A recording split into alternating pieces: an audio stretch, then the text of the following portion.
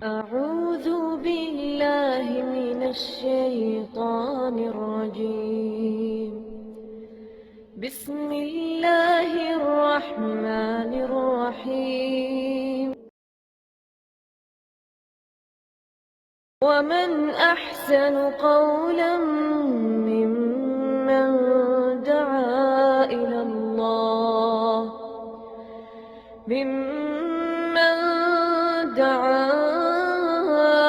الله وعمل صالحا وقال إنني من المسلمين.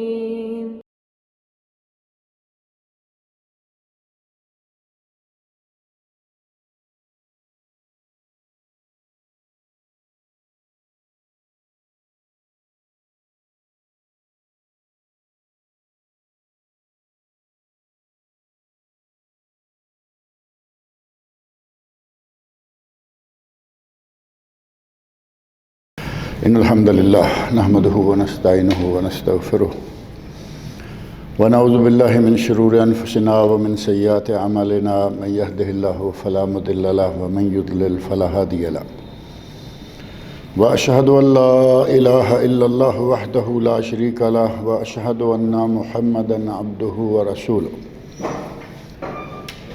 أما بعد فأعوذ بالله السميع العليم من الشيطان الرجيم.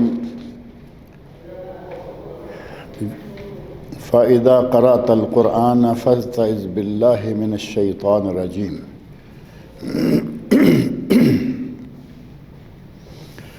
گزشتہ دروس میں نماز کے مسائل اور احکام کا سلسلہ چلتا آ رہا ہے، اور نماز کی قبولیت لیے کیا کیا چیزیں شرط ہیں پہلے وہ ذکر ہوئیں. اس کے بعد نماز میں کیا کیا چیزیں ارکان یا فرائض ہیں ان کا تذکرہ ہوا، جو کہ 15 یا 16 ہیں، اور پھر وہ چیزیں جن کو واجبات کہا جاتا ہے، جن کے بغیر نماز ہو جاتی ہے، لیکن اگر ان میں سے کوئی چیز رہ جائے تو اس پر سجدہ سہو ہے، جیسے کہ درمیان والا اتحیات ہے. 3 یا 4 رکعتوں کے درمیان میں جو اتحیات ہوتا ہے وہ واجب ہے، اگر چھوٹ جائے تو نماز ہو جائے گی، لیکن اس کی جگہ سجدہ سہو کرنا ہوگا. ان امور کے تذکرہ کے بعد گزشتہ درس میں یہ بات شروع ہوئی تھی کہ نماز کے لیے کچھ سنتیں ہیں، جو بعض قولی سنتیں ہیں اور بعض عملی سنتیں ہیں. قولی یعنی زبان سے کچھ باتیں، دعائیں، اذکار وغیرہ، اور کچھ ایسی ہیں کہ جو عملی ہیں، یعنی جن کا تعلق حرکات و سکنات اور عمل سے ہے. ان میں سے پہلی چیز جو تھی وہ دعائے استفتاح، دعائے افتتاح، جس کو ہم ثنا کہتے ہیں. سبحانک اللہم و بحمدک یا اللہم باعد بینی و بین خطایا، یہ پوری دعا جو ہے. اور دوسری چیز تھی تعوذ، اعوذ باللہ من الشیطان الرجیم پڑھنا، اور اس کا پتہ ہمیں قرآن کریم کی سورۃ النحل کی آیت 98 سے چلتا ہے، جو میں نے ابھی پڑھی ہے. وَإِذَا قَرَأْتَ الْقُرْآنَ فَإِذَا قَرَأْتَ الْقُرْآنَ فَاسْتَعِذْ بِاللَّهِ مِنَ الشَّيْطَانِ الرَّجِيمِ، کہ جب قرآن پڑھنے لگو تو پہلے شیطان کی اللہ سے پناہ مانگ لو کہ اللہ ہمیں شیطان کے شر سے محفوظ رکھے. اور تیسری چیز تھی آمین پکارنا.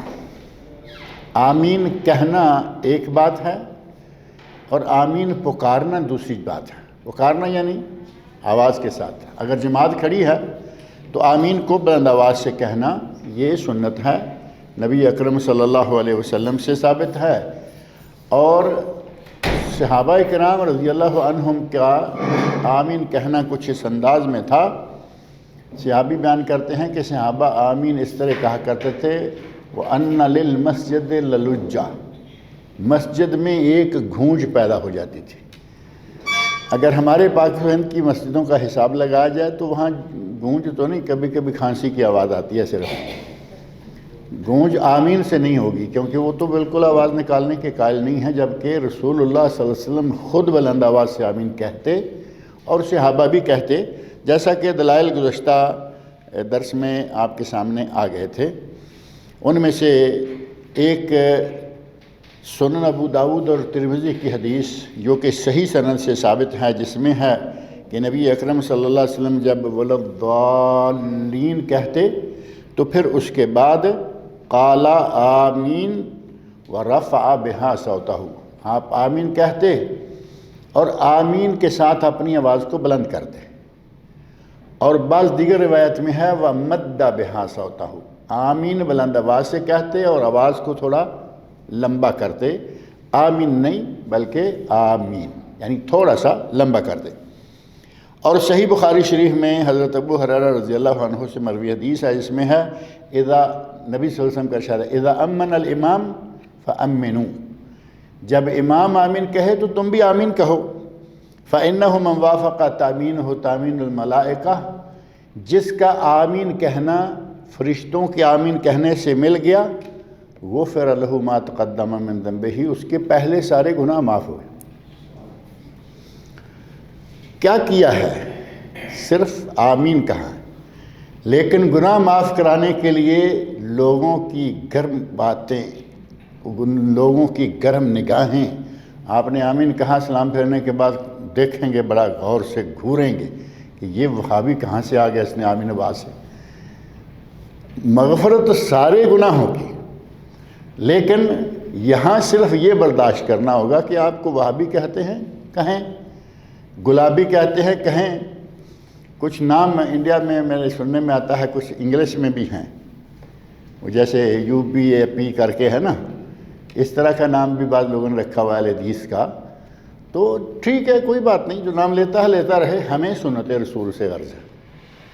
سنت رسول میں جو چیز ثابت ہے، آمنا و صدقنا، لوگ برا کہیں بھلا کہیں ہماری بلا سے، اور خود نبی صلی اللہ علیہ وسلم آمین کہیں، صحابہ کہیں، مسجد گونج جائے اور ہمارے لوگوں کو اس سے چڑ ہو، کتنی عجیب بات ہے۔ میں عموماً یہ بات کہا کرتا ہوں کہ آپ کو نہیں کہنی نہ کہو، آواز نہیں نکالنی نہ نکالو، بھائی تم نماز بھی نہ پڑھو، ہمارا کیا جائے گا، لیکن کم از کم آمین سے اور آمین کہنے والوں سے نفرت نہ کرو۔ کہیں اللہ کے سامنے پوچھ گچھ کہیں کیا ہوگی کہ میرے نبی کی سنت پر عمل کرنے والوں کے لیے تم نے اس طرح کا رویہ اختیار کیا۔ اس دن سے ڈرتے ہوئے ہی کم از کم، ٹھیک ہے آپ کا نہیں جی مانتا نہ کہیے، لیکن دوسرے کہہ رہے ہیں ان کو کہنے دیجئے۔ یہ رنگ نہ اختیار کریے کہ ناک منہ چڑھانا اور چڑھنا اور بڑا گرم سرد رہنا۔ نبی صلی اللہ علیہ وسلم کی ایک حدیث ہے کہ یہودیوں کو سب سے زیادہ چڑ مسلمانوں کے ساتھ کن باتوں سے ہے؟ سلام کہنے سے، السلام علیکم ورحمۃ اللہ وبرکاتہ، سلام کہنے سے چڑ ہے، اور ان کے آمین کہنے سے چڑ ہے۔ اب جی نہیں چاہتا، لوگوں کی عادت ہے وہ ٹھک سے فتویٰ مار دیتے ہیں۔ جو آدمی آمین کہنے سے چڑے تو وہ کن کی سنت پر عمل کر رہا ہے؟ کوئی ہے دوسری رائے؟ نبی صلی اللہ علیہ وسلم کہیں کہ آمین سے یہودی چڑھتے ہیں، اور ہمارا مسلمان بھائی اہل سنت، اور صرف اہل سنت نہیں بلکہ اہل سنت والجماعت پورے لقب کے ساتھ جو اپنے آپ کو تعارف کرواتا ہے، وہ بھی اس سنت سے چڑھتا ہے، تو پھر ظاہر ہے کہ کیا کہیں گے۔ اللہ تعالی ہمارے ایسے بھائیوں کو ہدایت عطا فرمائے۔ اور وہ گزشتہ درس میں نے ان کی جو وجوہات ہیں وہ بھی ذکر کی تھیں۔ کہتے ہیں جی لوگ پیچھے سے بھاگ جاتے تھے، نبی صلی اللہ علیہ وسلم جماعت کھڑی کرتے تو وہ پیچھے سے بھاگ جاتے، تو آپ نے فرمایا کہ زور سے آمین کہا کرو تاکہ پتہ چلے کہ میرے پیچھے ہیں یا نہیں ہیں۔ صحابہ کرام کے بارے میں اتنی بدزنی۔ پہلی 2 رکعتوں میں سورہ فاتحہ کے بعد کوئی سورت ملانا، یہ چوتھی سنت ہے، نماز کی چوتھی سنت۔ آپ نے سورہ فاتحہ پڑھ لی، آپ کی رکعت ہو جائے گی، لیکن اگر آپ بعد میں قل هو اللہ پڑھتے ہیں، قل اعوذ برب الفلق، قل اعوذ برب الناس، کوئی بھی دوسری صورت پڑھتے ہیں تو یہ سنت ہے، آپ کا ثواب بڑھتا چلا جائے گا۔ آپ نے 4 آیتیں پڑھی 4 کا ثواب، آپ نے 10 پڑھی 10 کا ثواب، 40 پڑھی 40 کا ثواب، جتنی زیادہ پڑھتے جائیں گے ثواب بڑھتا جائے گا۔ اور یہ نبی اکرم صلی اللہ علیہ وسلم سے ثابت ہے کہ نبی صلی اللہ علیہ وسلم ظہر کی اور عصر کی اور اسی طرح دیگر نمازوں میں پہلی رکعتوں میں سورہ فاتحہ کے بعد کچھ اور پڑھا کرتے تھے۔ 5ویں سنت یہ ہے کہ بعض اوقات، یعنی ہمیشہ نہیں، مسلسل نہیں، بعض اوقات موقع جب ملے، جب ضرورت محسوس کریں تو آخری 2 رکعتوں میں بھی آپ قل هو اللہ پڑھ سکتے ہیں۔ سنتوں میں تو ہے ہی نا، سنتوں میں تو 4 میں ہوتا ہے نا، 4 اکٹھی ویسے ہی سنتیں کوئی اتنی ثابت نہیں ہیں۔ ظہر کی 4 سنتیں ہیں نا پہلے، ان کو 4 پڑھا جا سکتا ہے، لیکن افضل وہاں بھی یہ ہے کہ 2 کر کے پڑھیں۔ تو 4 میں آئے گا نا قل هو اللہ یا کوئی بھی صورت۔ اگر اکٹھی 4 آپ پڑھتے ہیں ایک ہی سلام کے ساتھ، تب بھی آپ کو 4 میں سورہ فاتحہ اور کوئی صورت پڑھنی چاہیے۔ یہ جو صرف سورہ فاتحہ آخری 2 میں ہے وہ فرضوں کا معاملہ ہے، مغرب کی 1 اور عشاء کی آخری 2، اور اسی طرح ظہر اور عصر کی آخری 2 صرف سورہ فاتحہ۔ اور جو آخری 2 رکعتیں ہیں، یعنی ظہر اور عصر میں تو ظاہر ہے کہ امام خاموش ہے، ابھی امام کچھ پڑھ رہا ہے، جیسا کہ اب اس حدیث سے ثابت ہے۔ یہ صحیح مسلم اور مسند امام احمد کی حدیث ہے، صحیح مسلم اور مسند امام احمد کی حدیث ہے، جس میں حضرت ابو سعید خدری رضی اللہ عنہ فرماتے ہیں کہ نبی صلی اللہ علیہ وسلم ظہر کی پہلی 2 رکعتوں میں سے ہر رکعت میں کم و بیش 30 آیات، اس سورۃ الملک کی بھی 30 آیات ہیں، تقریباً اتنی کوئی سورت پڑھتے، اور آخری 2 رکعتوں میں اندازاً اس سے آدھی، یا انہوں نے کہا کہ آخری 2 رکعتوں میں اندازاً 15 آیات آپ پڑھتے۔ اب جو 15 آیات ہیں آخری 2 رکعتوں میں، تو اس کا معنی یہ ہوا کہ آپ نے صرف سورہ فاتحہ نہیں پڑھی۔ سورہ فاتحہ کتنی آیتیں ہیں؟ 7 معروف ہے نا، سورۃ الفاتحہ کی 7 آیتیں ہیں۔ جب نبی صلی اللہ علیہ وسلم پہلی 2 رکعتوں میں 30 آیتیں پڑھتے ہیں، آخری 2 میں اس کا آدھا یا 15 پڑھتے ہیں، علامہ ابن قیم رحمۃ اللہ علیہ فرماتے ہیں زاد المعاد میں کہ اس سے صاف ظاہر ہوتا ہے کہ نبی صلی اللہ علیہ وسلم جب صحابہ نے اندازہ کیا، آپ نے صرف سورہ فاتحہ نہیں پڑھی بلکہ اس کے ساتھ کچھ اور بھی پڑھا۔ ہمارے لیے بھی یہ ایک بہت اچھی سنت ہے، بہت اچھا ہمارے لیے اس میں فائدہ بھی ہے کہ امام نے نماز شروع کرائی، ظہر کی نماز ہے، وہ ساری خاموشی کے ساتھ پڑھی جاتی ہے۔ آپ نے شروع میں سبحانک اللہم پڑھا، پھر سورۃ الفاتحہ پڑھی، امام نے اللہم باعد بینی پڑھا اور بعد میں فاتحہ پڑھی۔ امام ہم سے پیچھے رہ جائے گا نا، ہم نکل کے فارغ ہو گئے، آمین کہہ لیا ہم نے، اور امام ابھی باقی ہے کیونکہ اس نے پہلے ثنا لمبی پڑھی ہے۔ پھر اس کے بعد ہمیں تو خاموش رہنا ہے، سورہ فاتحہ کے بعد تلاوت کرنے کا جو جہری نمازیں ہیں اس میں قطعی ممانعت ہے۔ اب یہاں چونکہ سری نماز ہے ظہر اور عصر، اس میں تو چونکہ ہم سن نہیں رہے، لہذا اگر آپ امام نے پڑھنا شروع کر دیا سورہ فاتحہ کے بعد کچھ اور پڑھا، اگر آپ خاموش رہتے ہیں، امام پڑھتا رہتا ہے، تو خاموش کھڑے رہنا پڑے گا نا ہاتھ باندھ کے۔ کیا نتیجہ ہوگا؟ ادھر ادھر کے خیالات، وسوسے، ذہن میں کیا کیا کچھ دوڑے گا۔ 2 منٹ ہی صحیح، 1 منٹ ہی صحیح، کبھی کبھی آپ کو معلوم ہے 1 منٹ کافی لمبا لگتا ہے، کہنے کو 1 منٹ ہوتا ہے لیکن 60 سیکنڈ نکلنے میں کچھ وقت لگتا ہے۔ اتنے میں آدمی اپنا محل تیار کر سکتا ہے سوچ کر، کیونکہ سوچنے سے کیا ہوگا؟ اگر ان سوچوں سے بچنا ہو تو جیسے ہی ولضالین سے فارغ ہوں، آپ خاموش نہ رہیں، آپ بسم اللہ پڑھ کے آگے صورت پڑھیں۔ امام اب بھی رکوع نہیں گیا، دوسری صورت پڑھیں، اب بھی نہیں، امام نے اللہ اکبر کہا رکوع جانے کے لیے، اللہ اکبر کہیں، رکوع چلے جائیں۔ سارے خیالات سے، وسوسوں سے، شیطان کی طرف سے جو بھی کوششیں ہوں گی ان سے انشاءاللہ آپ بچے رہیں گے، اور یہ سنت بھی ہے۔ شرح المہذب کتاب کا نام ہے المجموع، اس میں امام نووی رحمۃ اللہ نے لکھا ہے کہ سنت یہ ہے کہ صبح، مغرب اور عشاء کی پہلی 2 رکعتوں اور جمعے میں قرات بلند ہوگی۔ اسی طرح صلاۃ الاستسقاء 2 رکعتیں پڑھی جاتی ہیں، نماز بلند ہوگی، آواز بلند ہوگی، اور عیدین کی 2 رکعتیں جو ہیں، عید الفطر کی، عید الاضحیٰ کی، ان میں بھی چونکہ 2 ہی رکعتیں ہیں آواز بلند رہے گی، اور مغرب کی تیسری، عشاء کی چوتھی، تیسری چوتھی، ان میں آواز جو ہے وہ بلند نہیں ہوگی۔ اور یہ امور صحیح احادیث سے ثابت ہیں، یعنی ایسا بھی نہیں ہے کہ اپنی مرضی سے کچھ کرنا ہے، صحیح احادیث سے ایسا پتہ چلتا ہے کہ یہ نبی اکرم صلی اللہ علیہ وسلم کی سنت اسی طرح ہے۔ امام ابن تیمیہ اور علامہ ابن حزم رحمۃ اللہ علیہ جو بہت بڑے بڑے ائمہ گزرے ہیں، امام ابن تیمیہ معروف امام ہیں جن کے بارے ہمارے پاک و ہند میں، ہمارے ملکوں میں کچھ ایک رویہ عجیب سا ہے کہ بڑے بڑے اہل توحید جو صرف موحد نہیں بلکہ موحد ساز ہیں، جنہوں نے دنیا کو توحید سکھلا دی، ان کو کہیں گے وہ بھی مشرک تھا، اور انہی لفظوں سے، تھے بھی نہیں، ادب کا بھی کچھ لحاظ ہونا، وہ مشرک تھا، ابن تیمیہ مشرک تھا نعوذ باللہ۔ پاکستان میں ایسا شخص پیدا ہوا، اس نے یہ لکھا بھی، اور چند لوگ ساتھ بھی لگا لیے۔ اور عموماً ایسا ہوتا ہے کہ آدمی چاہے کتنے غلط نظریات والا کیوں نہ ہو، جب وہ اٹھ کے آواز لگاتا ہے تو میں آپ 2 4 کچھ نہ کچھ مل ہی جاتے ہیں، چاہے ایک تانگے کی سواریاں ہی کیوں نہ ہوں، جماعت تو بن گئی نا اس کی، کیونکہ ایک وہ ہے، 2 4 ساتھ اور۔ تو ان لوگوں نے شیخ الاسلام ابن تیمیہ، ابن قیم، امام بخاری، امام احمد بن حنبل، جن کو امام و اہل سنہ کہا جاتا ہے، ان بڑے بڑے لوگوں نے بھی کہا کہ یہ مشرک سے نعوذ باللہ۔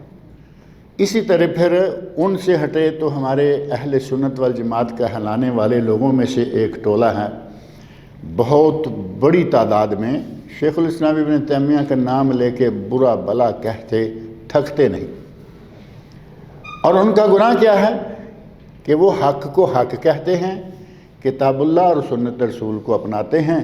ان کے مقابلے میں شیخ الاسلام ابن تیمیہ ابن قیم رحمۃ اللہ علیہما کے بارے میں مشہور ہے کہ وہ بھی مقلد تھے امام احمد بن حنبل کے، لیکن اس کے باوجود جہاں حدیث صحیح آ گئی امام احمد کو چھوڑ دیا، جو صحیح اور جائز طریقہ ہے۔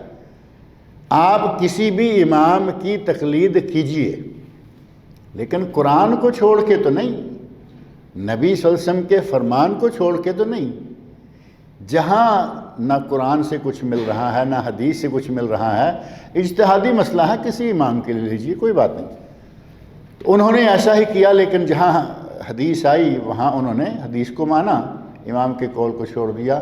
ہمارے یہاں ان کو برا بلا کہنے والے بڑے بڑے سمجھدار ایک طبقہ پاک و ہند میں بریلوی مکتب فکر ہے، وہ تو بہت ہی گئے گزرے لوگ ہیں، اللہ تعالیٰ ان کو ہدایت دے۔ جتنا شرک کوٹ کوٹ کر کسی میں بھرا جا سکتا ہے ان کے اندر موجود ہے۔ مزار، دربار، سرکار، ساری رونقیں ان کی وجہ سے ہیں۔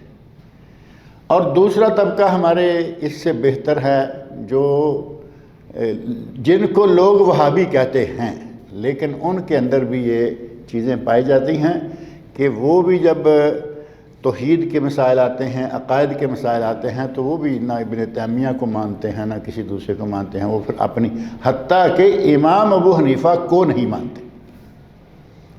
عقائد کے معاملے میں آپ کو شاید یہ تعجب ہو، عقائد کے معاملہ میں احناف امام ابو حنیفہ کی بھی نہیں مانتے، عقائد میں ان کے امام اور ہیں، اور فقہی مسائل و احکام میں ان کے امام ابو حنیفہ ہیں۔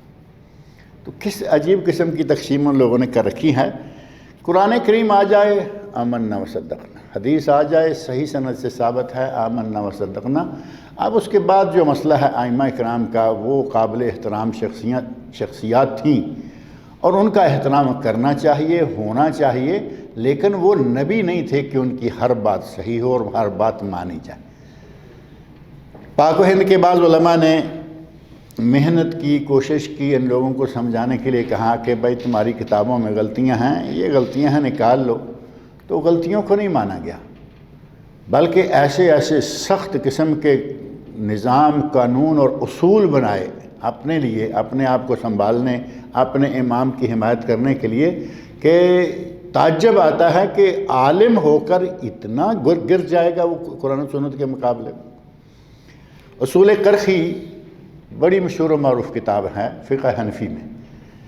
اصول کرخی والے امام کرخی لکھتے ہیں کہ اگر کوئی آیت، غور کرنا ذرا، اگر کوئی آیت قرآن کریم کی ہمارے امام کے قول کے خلاف آ گئی تو اس آیت کو منسوخ مانا جائے گا،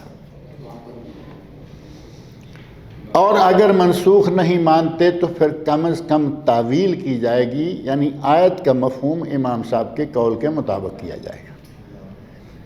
اب جہاں اس حد تک آدمی تعصب میں مبتلا ہو جائے کہ میرے امام کے سوا دنیا میں اور کچھ ہے ہی نہیں، اور مولویوں کو چھوڑ دیتے، آئمہ کو چھوڑ دیتے، قرآن و سنت کو تو رہنے دیتے، قرآن و سنت کو بھی معاف نہیں، سنت کا مسئلہ بھی نہیں، قرآن کریم آیت بھی کہتے ہیں منسوخ مانیں گے کہ یہ آیت منسوخ ہو گئی، ہمارے امام کا قول جو ہے وہ جان میں ہے۔ اس قسم کا اگر رویہ رکھا جائے تو پھر ظاہر ہے کہ مشکل ہو جاتا ہے صحیح نماز پڑھنا، صحیح طریقے سے، صحیح کیفیت سے نماز کا ادا کرنا۔ جب ان لوگوں کی طرف سے ہمارے پاس آئے گی تو وہ جو ان کے امام نے کہا وہ صرف وہی کہیں گے، جبکہ امام ابن حزم رحمۃ اللہ علیہ، ابن تیمیہ، امام نووی بڑے بڑے آئمہ ہیں، علم کے پہاڑ ہیں، ان لوگوں نے قرآن و سنت کو پڑھا، قرآن و سنت کو سیکھا اور لوگوں تک پہنچانے کے لیے بہت محنتیں کی۔ صحیح مسلم میں حدیث ہے جس میں قطبہ بن مالک کا بیان ہے، وہ کہتے ہیں کہ نبی صلی اللہ علیہ وسلم کو فجر کی نماز میں انہوں نے وَالنَّخْلَ بَاسِقَاتِ لَهَا طَلْعٌ نَضِيدٌ یہ سورت پڑھتے ہوئے سنا۔ اب ظاہر ہے کہ قرات بلند آواز سے تھی تو سنا نا۔ اور عمر بن حریث رضی اللہ عنہ سے کہتے ہیں کہ انہوں نے نبی صلی اللہ علیہ وسلم کو فجر کی نماز میں وَاللَّيْلِ إِذَا عَسْعَسَ سورۃ التکویر جو ہے 30ویں سپارے کی، وہ پڑھتے ہوئے سنا۔ حضرت ابن عباس کی صحیح مسلم میں حدیث ہے، کہتے ہیں کہ نبی صلی اللہ علیہ وسلم جمعے کے دن فجر کی نماز میں الف لام میم تنزیل السجدہ اور حل اتی علی الانسان حین من الدہر لم یکن شیئا مذکورا، سورۃ الدہر، سورۃ الف لام میم سجدہ اور سورۃ الدہر، یہ دو صورتیں ہم نے فجر میں، جمعے کی فجر میں نبی صلی اللہ علیہ وسلم کو پڑھتے ہوئے سنا۔ تو اس سے یہ معلوم ہوا کہ کن نمازوں میں قرات جہری ہے اور کن نمازوں میں قرات سری ہے۔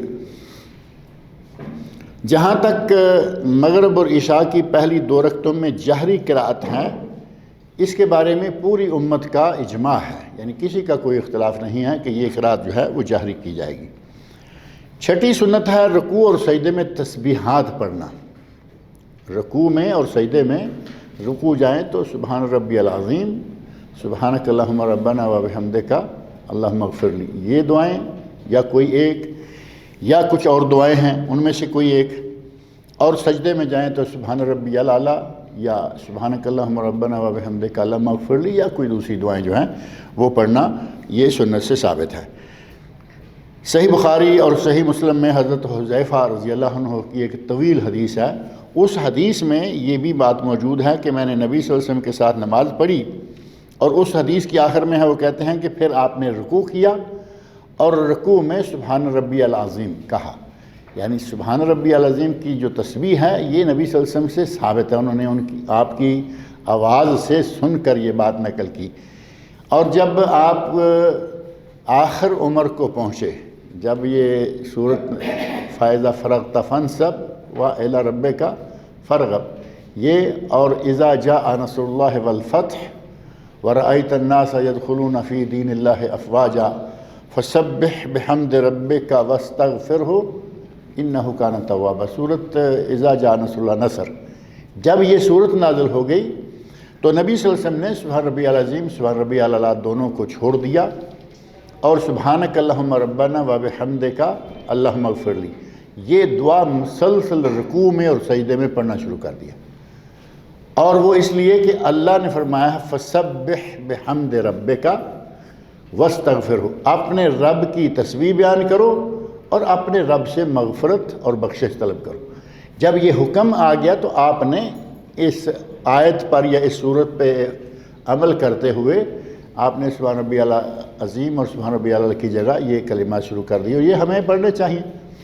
موت کا تو وہ تو اللہ کے نبی ہیں، اشارے مل گئے، ہمیں تو ہر وقت اشارہ ملتا ہے کہ گاڑی میں بیٹھ کے سوئچ آن کریں تو اشارہ سمجھیں کہ آج مارے گئے۔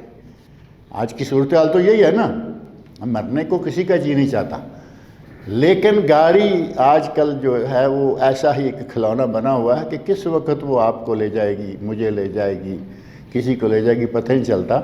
ہمیں بھی چاہیے کہ ہم اپنے رکوع میں اور سجدوں میں بکثرت سبحانک اللہم ربنا و بحمدک اللہم اغفر لی، یہ دعا زیادہ سے زیادہ پڑھا کریں۔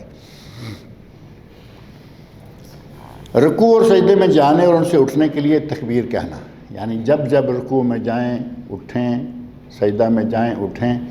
رکوع سے اٹھتے ہوئے صرف فرق ہے، پوری نماز میں ایک مقام سے دوسرے مقام میں انتقال کرنا ہو تو اللہ اکبر ہے، یعنی سجدے سے اٹھنا ہے اللہ اکبر، سجدہ جانا ہے اللہ اکبر، قیام کے لیے اٹھنا ہے اللہ اکبر، رکوع کے لیے جانا ہے اللہ اکبر، لیکن رکوع کے لیے اٹھنا ہے تو سمع اللہ لمن حمدہ۔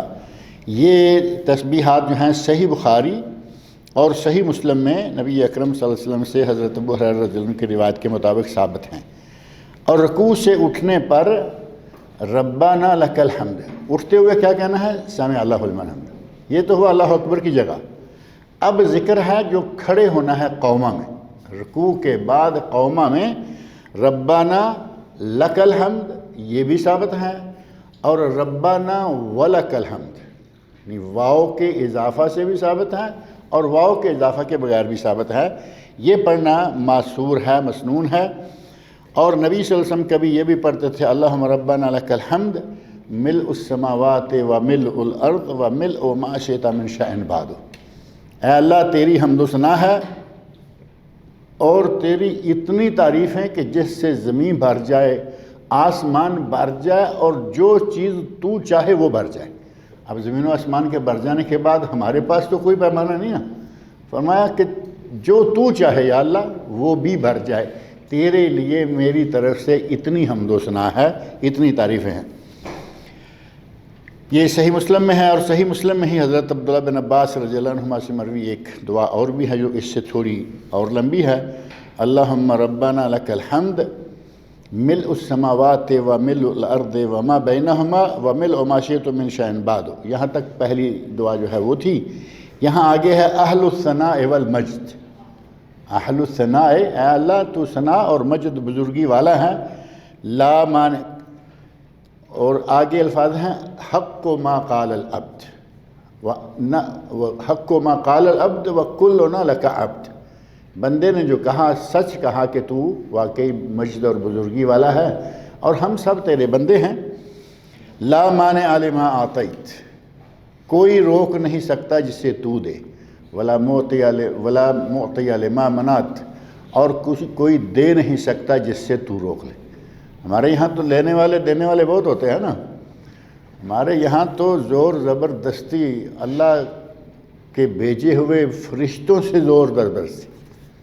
اب وہ ہمارے پاک و ہند کے مشہور واقعات میں سے اللہ کے نبی صلی اللہ علیہ وسلم فرماتے ہیں لا مانع لما اعطیت، اے اللہ جسے تو دے اسے کوئی روک نہیں سکتا، ولا معطی لما منعت، اور اسے کوئی دے نہیں سکتا جس سے تو روک لے۔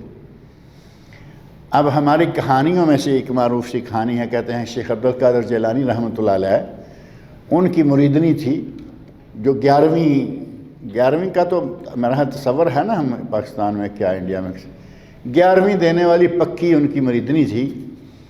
ایک ہی بیٹا تھا، فوت ہو گیا، تو دہائی دینا شروع کر دی، یا شیخ عبد القادر جیلانی میں تو تیری مریدنی میں ہر مہینے 11ویں دیتی ہوں، میرا بیٹا ایک ہی تھا وہ بھی فوت ہو گیا۔ شیخ عبد القادر جیلانی جہاں تھے وہیں سے سنا، ان کے نزدیک تو ہم دور نہیں ہیں، پاکستان انڈیا بنگلہ دیش کیا دور ہے بغداد سے، تو ہر وقت ٹیلی کمیونیکیشن چلتی ہے۔ سنا کہ میری مریدنی پریشان ہے اور اس کا بچہ فوت ہوا ہے، جہاں تھے وہیں سے چھلانگ لگائی، اوپر کو اڑ گئے۔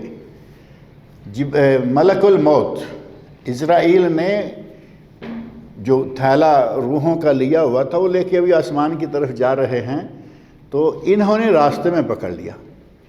شیخ عبد القادر جیلانی نے ملک الموت کو راستے میں پکڑ لیا، کہا کہ فلاں مائی کا بچہ، فلاں خاتون کا بڑھیا کا بچہ، اس کی روح واپس چاہیے۔ ملک الموت چونکہ اللہ رب العزت کی طرف سے معمور فرشتہ ہے، فرشتوں کے بارے میں اللہ نے خود فرمایا لا یعصون اللہ ما امرہم، وہ اللہ کے حکم کی نافرمانی نہیں کرتے، وَيَفْعَلُونَ مَا يُؤْمَرُونَ، وہ وہی کرتے ہیں جس کا انہیں حکم دیا جاتا ہے۔ تو کہتے ہیں جی ملک الموت نے نو کہا کہ نہیں دیتا، تو شیخ عبد القادر جیلانی نے جھپٹا مارا، روحوں کا تھیلا چھین لیا، تھیلے کا منہ کھولا، اس کو الٹایا، جتنی روحیں اس دن قبض کی تھیں ساری کی ساری واپس، جتنے بندے اس دن مرے تھے سارے زندہ ہو گئے۔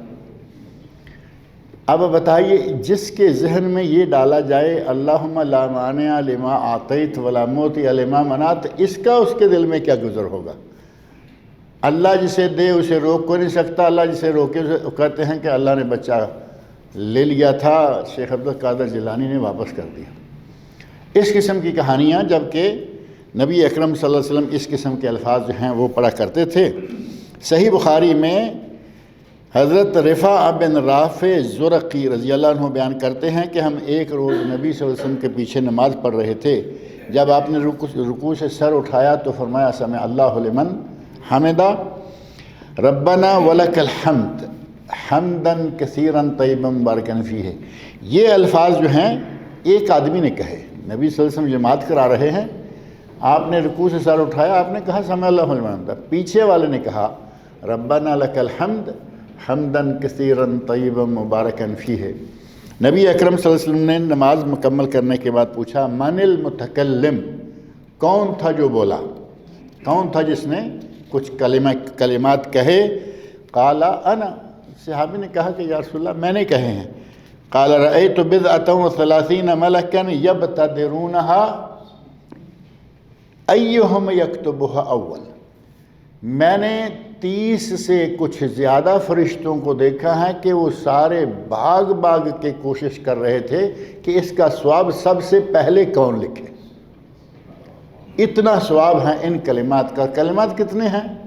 حمدن کثیرن طیبن مبارکن فیہ، 5 کلمات ہیں، اور 40 کے قریب فرشتے کوشش کر رہے ہیں کہ اس کا ثواب میں لکھوں۔ اس کا اندازہ آپ لگا سکتے ہیں کہ یہ کتنے اجر و ثواب والی بات ہوگی۔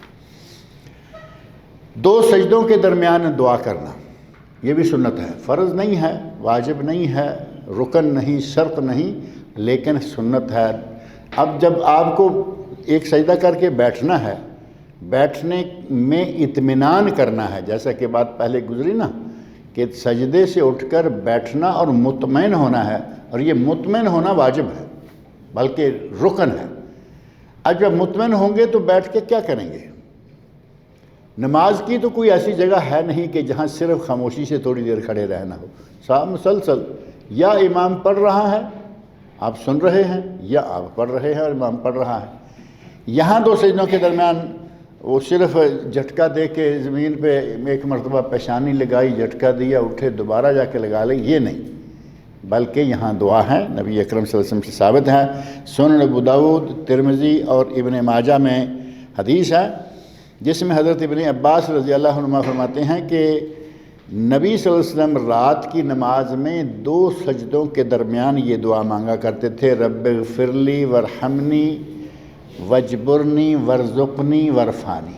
یہ الفاظ مختلف طریقوں سے بعض روایت میں ہیں، رب اغفر لی ورحمنی وحدنی وعافنی ورزقنی، وجبرنی یہ بھی ہے، ورفانی یہ بھی ہے، اے اللہ میری کمی کوتاہی کو پورا کر دے، اے اللہ میرے درجات کو بلند کر دے، اور مجھے رزق عطا فرما، مجھ پر رحم فرما، اور مجھے بخش دے۔ کتنے پیارے کلمات ہیں سارے کے سارے۔ رزق مانگا، اللہ سے مغفرت طلب کی، رحم کی اپیل کی، اور بلندی درجات کی اپیل کی، اور کوئی کمی کوتاہی ہے اس کو برابر کر دینے کی اپیل۔ اتنے مزیدار کلمات، اتنے مفید، اتنے پیارے کلمات، لیکن سیکھنے کی بجائے عموماً یہ ہوتا ہے کہ جی وہ سنت ہیں، پڑھے پڑھے نہ پڑھے نہ پڑھے، ساری عمر یہ 5 کلمے نہیں سیکھ سکتے ہم۔ اب 10ویں سنت ہے کہ پہلا قاعدہ ہو یا دوسرا قاعدہ ہو، دوسرے قاعدے میں واجب اور پہلے قاعدے میں سنت یہ ہے کہ اتحیات للہ کے بعد درود شریف بھی پڑھا جائے۔ اب یہ مسئلہ جو ہے وہ پھر وہی بات ہمارے یہاں جو مشہور رویہ ہے کہ چونکہ ہمارے امام نے نہیں کہا، ہمارے مولوی صاحب نے نہیں کہا، ہمارے یہاں مروج ہے کہ اتحیات اللہ اشہد ان لا الہ الا اللہ پڑھا اور ساتھ ہی اٹھ گئے۔ اور ہمارے کتابوں میں یہ سکھلایا جاتا ہے، مدرسوں میں یہ پڑھایا جاتا ہے، مسجدوں میں یہ سکھلایا جاتا ہے کہ اگر کسی نے اللہم صلی علی محمد یعنی اتحیات مکمل کر کے درود شریف کی طرف بڑھنے کی کوشش کی اور اس کے منہ سے ال نکل گیا تو اس پر سجدہ سہو واجب ہو جائے۔ اب جہاں درود پڑھنے کی جگہ ہے، نبی صلی اللہ علیہ وسلم نے یہاں درود پڑھا، جب نبی نے پڑھا تو ہمیں پڑھنے کا حکم مل گیا، ہمیں پڑھنے کی اجازت مل گئی، کم از کم سنت سمجھ کے صحیح، لیکن نہیں پڑھتے۔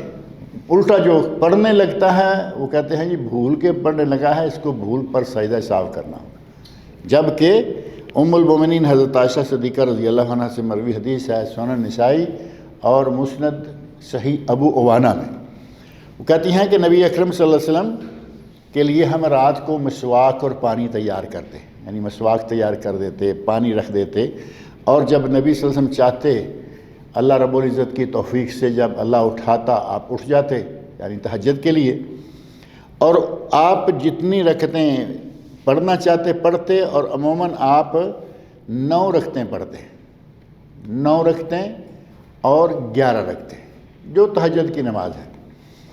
کہتے ہیں کہ آپ کسی رکعت میں نہ بیٹھتے، صرف 8ویں میں جا کے بیٹھتے۔ ہمارے یہاں کبھی کسی نے ایسا پڑھا ہے؟ ہمارے یہاں تو 3 ہیں، 2 میں بیٹھے 1 اٹھے۔ یہ وطر میں اگر درمیان میں کہیں بیٹھنے کا طریقہ ہے تو وہ صرف 9 رکعتوں کی شکل میں ہے۔ 9 رکعتیں پڑھیں تو 8 مسلسل پڑھتے جائیں، 8 کے بعد اتحیات کریں، پھر اٹھ جائیں اور 9ویں پڑھیں، اور پھر جو دعائے قنوت ہے وہ مانگیں اور سلام پھیریں۔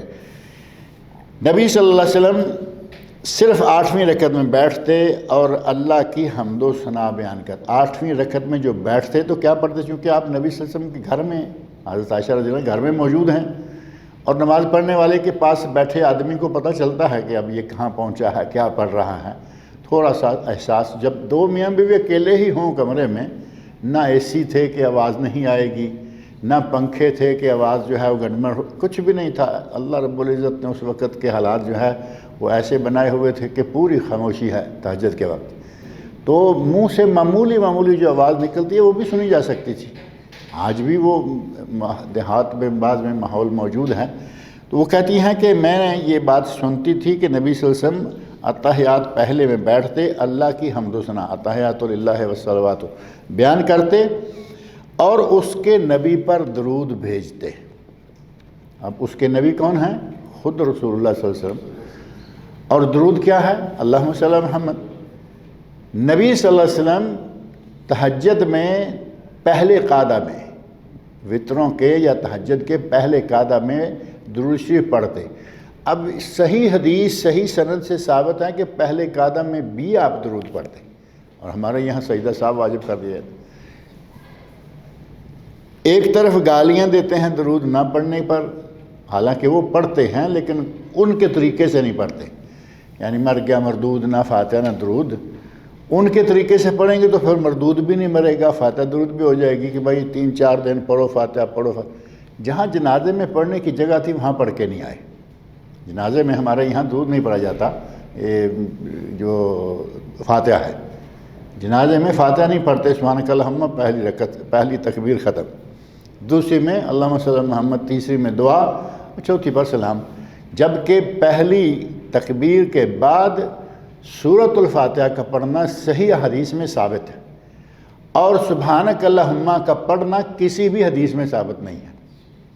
جو ثابت نہیں ہے وہ پکا کر رکھا ہے، جو ثابت ہے اس کو چھوڑ رکھا ہے۔ یہاں پڑھنی تھی یہاں چھوڑ گئے، اور گھر میں 3 دن مسلسل جو بھی آ رہا ہے پڑھو فاتحہ پڑھو فاتحہ پڑھو فاتحہ۔ اور جو نہیں کرتا اس کا مردہ مردود ہو گیا، پتہ نہیں کیا کیا اس کے ساتھ ہو گیا، مر گیا مردود، نہ فاتحہ نہ درود۔ یہ فاتحہ ہے ان کی۔ نبی اکرم صلی اللہ علیہ وسلم پہلے قعدہ میں بھی درود پڑھا کرتے تھے، پڑھنا چاہیے۔ اب آپ جماعت میں کھڑے ہیں، امام نے آپ کے اتحیات مکمل کرنے کے بعد تھوڑا سا وقفہ لیا ہے، تو آپ سمجھ لیں کہ وہاں امام نے کچھ پڑھا ہے۔ اب پورا درود اللہم صلی علی محمد اللہم بارک علی محمد وہ ظاہر ہے کہ اتنا لمبا نہیں ہے۔ علامہ ابن باز رحمۃ اللہ فرماتے ہیں کہ اگر کوئی صرف اللہم صلی علی محمد کہہ لے تو درود ہو گیا، کیونکہ معنی تو اس کا یہی ہے نا، اے اللہ حضرت محمد صلی اللہ علیہ وسلم پر درود بھیج، درود ہو گیا، اللہم صلی علی محمد۔ اور اگر کوئی اس کی بجائے اللہم صلی وسلم بارک علی عبدک و رسولک محمد وعلیہ وصحبہ اجمعین، 3-4 کلمات ہیں، آپ آرام سے کہہ کے امام کے ساتھ اٹھ سکتے ہیں۔ تو پہلے قعدہ میں درود شریف پڑھنا سنت ہے، دوسرے میں درود شریف پڑھنا واجب ہے۔ علامہ البانی رحمۃ اللہ علیہ نے تمام المنہ فی التعلیق علی فقہ سنہ، فقہ سنہ 3 جلدوں کی کتاب ہے، جو آج کل غالباً 1 جلد میں بھی آ گئی ہے۔ آج کل تو آپ کو معلوم ہے نا، 5-5 6-6 جلدوں میں جو کتابیں تھیں، کمپیوٹر نے اس کو زپ کر کے 1 جلد میں لے آیا۔ صحاح ستہ جس کو کہا جاتا ہے، حدیث کی 6 کتابیں، صحیحین بخاری مسلم اور سنن اربع ابو داؤد ترمذی نسائی ابن ماجہ، 6 کتابیں اتنی جگہ میں آتی تھیں، 2-2 3-3 4-4 جلدیں کر کے۔ دارالاسلام ریاض والوں نے اس کو 1 جلد میں چھاپا ہے۔ اصول الحدیث یا الاصول الستہ، اصول السنہ، 6 صحیح کتابیں بخاری مسلم ابو داؤد ترمذی نسائی ابن ماجہ 1 جلد میں۔ وہ اس سے ذرا ظاہر ہے کہ جلد بڑی ہے، لیکن 1 جلد میں صرف کمپیوٹر کی مہربانی سے زپ کر کے خوبصورت چھپی ہوئی، صاف ستھری، پڑھنے میں کوئی رکاوٹ کوئی تکلیف نہیں۔ صرف اتنا ہے کہ تھوڑی باریک ظاہر ہے کہ اب 6 جلدیں تھیں، 6 کتابیں تھیں 2-2 3-3 جلدوں والی۔ تو آج کل فقہ سنہ جو ہے وہ 1 جلد میں بھی ہے، 2 میں بھی ہے اور 3 میں، بلکہ شروع میں وہ چھوٹے چھوٹے اجزاء میں، بہت سارے اجزاء میں تھی۔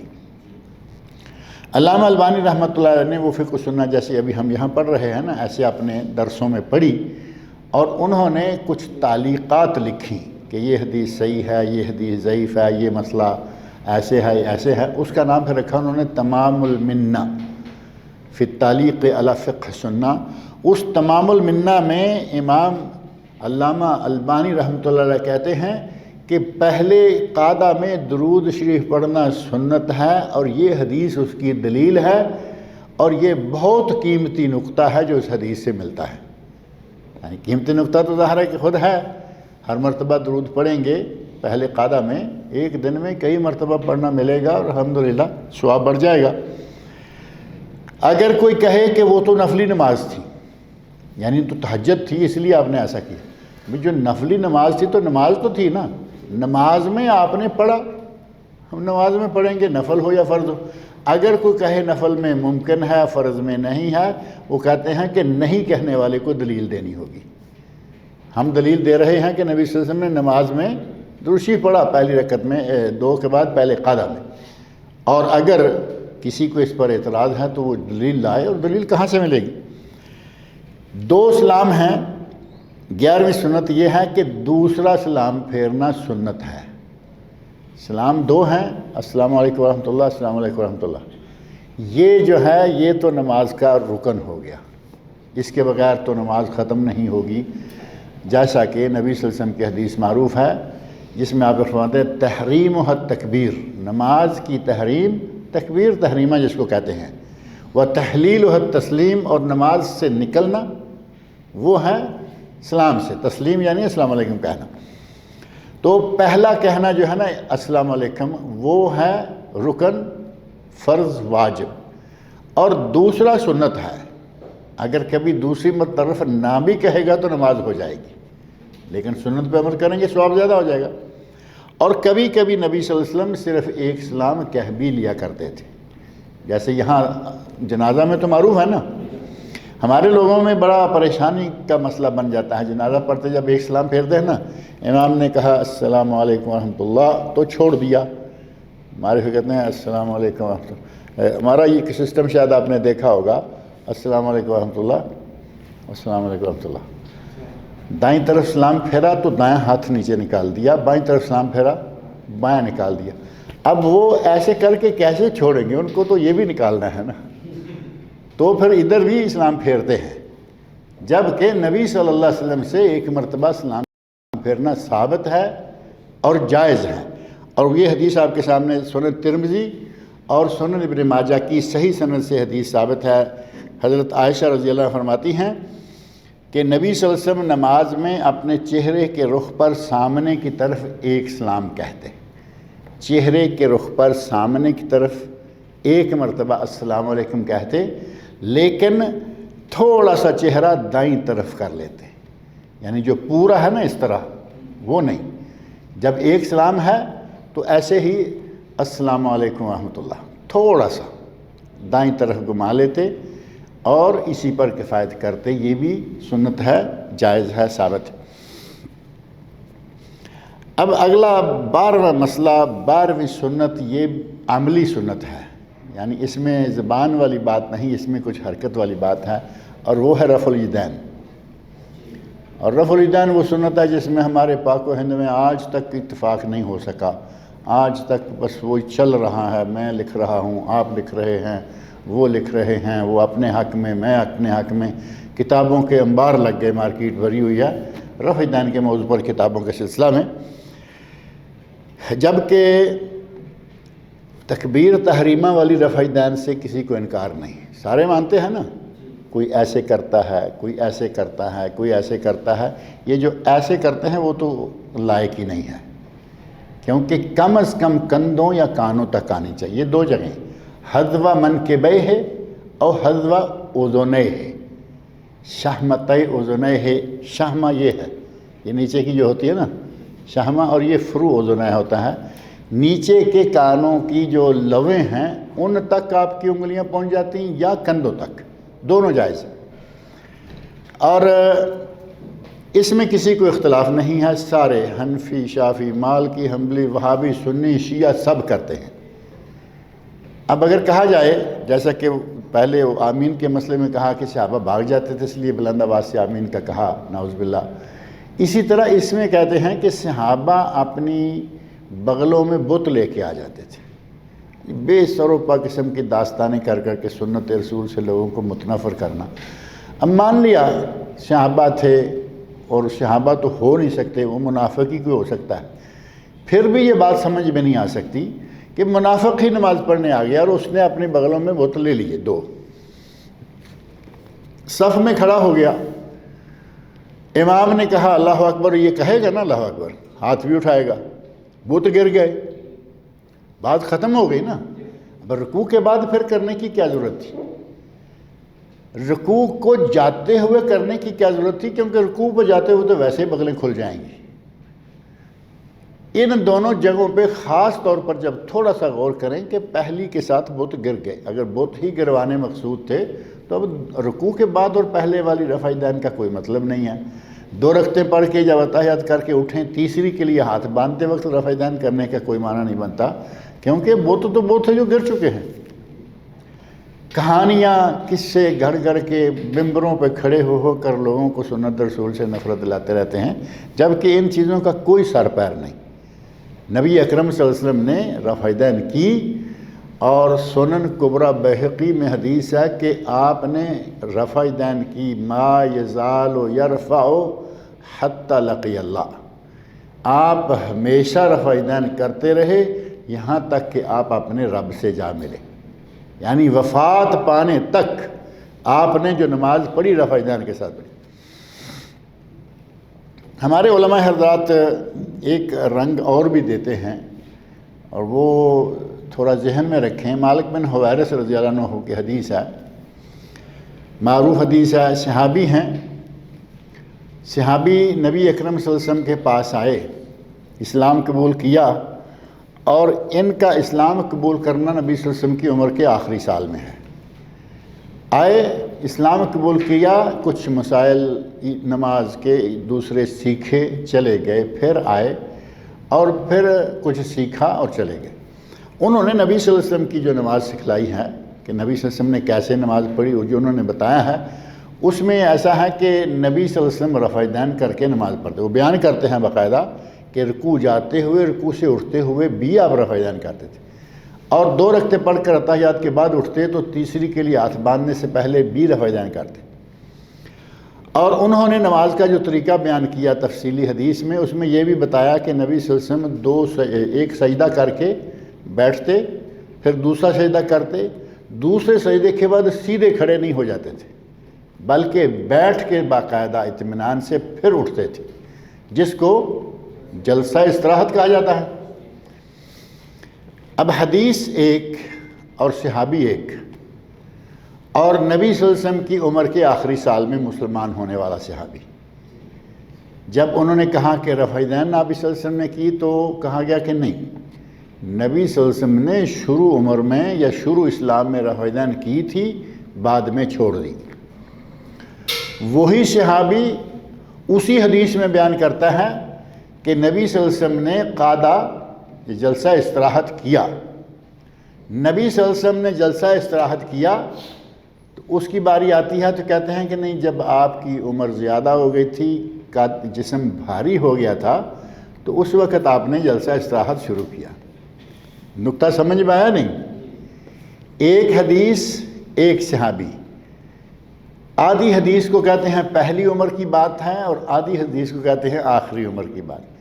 ایک ہی مسئلہ میں، ایک ہی بات میں، ایک حدیث میں دو رنگ، دو پہلو، دو پیمانے۔ بھئی صحابی وہ ہے جو مسلمان ہوتا ہے 8ویں صدی میں، 8ویں ہجری میں، 8ویں ہجری میں کہوں، نبی صلی اللہ علیہ وسلم کی وفات سے 1 سال پہلے ہی ہجری کی بنے گی، یا کہ 13 سال اور 10 سال، وہی ہجری کی 8 تاریخ میں مسلمان ہوتا ہے۔ وہ شروع اسلام کا کہاں ہوا؟ اسلام تو ہجری سے پہلے 13 سال تھا، پھر ہجری کے بعد 8 سال، اس کو 21 سال ملتے ہیں۔ پہلے 21 سال میں وہ مسلمان ہی نہیں ہے۔ اب جو اس نے ایک مسئلہ بیان کیا کہ نبی صلی اللہ علیہ وسلم رفع دین کرتے تھے، کہا کہ نہیں، یہ پہلی شروع اسلام کی بات ہے۔ اور کہا کہ نبی صلی اللہ علیہ وسلم نے جلسہ استراحت کیا، تو کہا کہ نہیں، وہ تو اس وقت جب آپ بوڑھے ہو گئے تھے اور وزن بھاری ہو گیا تھا، اس لیے کیا، وہ سنت نہیں ہے، مجبوری ہے۔ ایک ہی حدیث کے بارے میں 2 پیمانے اختیار کر لی جاتے ہیں۔ وہی معاملہ رفع دین کا ہے کہ کہیں گے جی نہیں، پہلے تھی بعد میں چھوڑ دی۔ خلفاء راشدین 4، 10 مبشرہ 10 صحابی جن کو اللہ نے دنیا میں جنت کی بشارت دی، اور 40 اور صحابی ملا کے 50 صحابہ کرام بیان کرتے ہیں کہ نبی صلی اللہ علیہ وسلم رفع دین کیا کرتے تھے، صحابہ رفع دین کیا کرتے تھے۔ اب 50 کو چھوڑ کے ایک صحابی حضرت عبداللہ بن مسعود رضی اللہ عنہ کہتے ہیں کہ میں تمہیں نبی صلی اللہ علیہ وسلم کی نماز پڑھ کے دکھاتا ہوں۔ انہوں نے نماز پڑھ کے دکھائی، انہوں نے رفع دین نہیں کیا۔ اب اس ایک حدیث کو اتنا پکڑا، اتنا مضبوطی سے لیا کہ حضرت عبداللہ بن مسعود نے نہیں کی، تو اس کا مطلب یہ ہے کہ وہ منسوخ ہو گئی تھی۔ منسوخ 50 صحابہ کہہ رہے ہیں نہیں منسوخ ہوئی، خلفاء راشدین 4 کہہ رہے ہیں نہیں منسوخ ہوئی، 10 مبشرہ کہہ رہے ہیں نہیں منسوخ ہوئی، تو حضرت عبداللہ بن مسعود رضی اللہ عنہ کے کہنے سے منسوخ ہو گئی۔ کہہ بھی آئیں گے تو حضرت عبداللہ بن مسعود کی بات کو بھی انکار کر دیں گے۔ ایسے واقعات موجود ہیں فقہ حنفی میں کہ وہ ان کی بھی نہیں مانتے۔ کبھی آئیں گے تو کہیں گے جی وہ سفر کے ساتھی، حضر کے ساتھی، آپ کا لوٹا مسئلہ لے کے چلتے تھے ساتھ، وہ بڑے فقیہ، یہ سارا کچھ ہے، وہ بہت بڑی عظیم شخصیت ہے، لیکن بھول چوک ممکن ہے، کچھ چیزیں ایسی ہیں کہ نہیں پہنچی۔ حضرت عبداللہ بن مسعود رضی اللہ عنہ کے بارے میں مشہور ہے کہ وہ اپنے ایسے ہاتھوں میں ہاتھ ڈال کے دونوں گھٹنوں کے درمیان رکوع کے وقت رکھ لیتے تھے، گھٹنوں کو نہیں پکڑتے تھے، یعنی ان کو حدیث نہیں پہنچی۔ پہلے شروع اسلام میں واقعی تھا یہ، بعد میں اس کو منسوخ کر کے گھٹنوں کو پکڑنے کا طریقہ نبی صلی اللہ علیہ وسلم نے سکھلایا، انہیں نہیں پہنچا، وہ اسی طرح کرتے رہے۔ قرآن کریم کی 2 صورتیں، قل اعوذ برب الفلق، قل اعوذ برب الناس، یہ نازل ہوئی تھیں نبی صلی اللہ علیہ وسلم کو جب لبید بن عاصم اور اس کی بیٹیوں نے، یہودیوں نے جادو کیا تھا۔ صحیح بخاری مسلم میں واقعات موجود ہیں، اس وقت جبرائیل امین یہ 2 صورتیں لے کے آئے جس میں 11 آیات ہیں۔ جبرائیل امین آئے، اللہ کے حکم سے یہ 2 صورتیں بھی لائے اور یہ خبر بھی لائے کہ لبید بن عاصم اور اس کی بیٹیوں نے جو جادو کیا ہے، کنگا ہے، موم کا ایک پتلا ہے، اس میں سوئیاں چبھوئی ہوئی ہیں اور دھاگا ہے جس کو گرہیں لگائی ہوئی ہیں، جادو کی گرہیں، اور یہ سارا جادو جو ہے بیر زروان کنواں ہے، اس کنویں میں انہوں نے نیچے کہیں دبایا ہوا ہے۔ تو نبی صلی اللہ علیہ وسلم نے حضرت علی رضی اللہ عنہ ایک اور صحابی کو بھیجا کہ تم وہاں نکال کے لے کے آؤ۔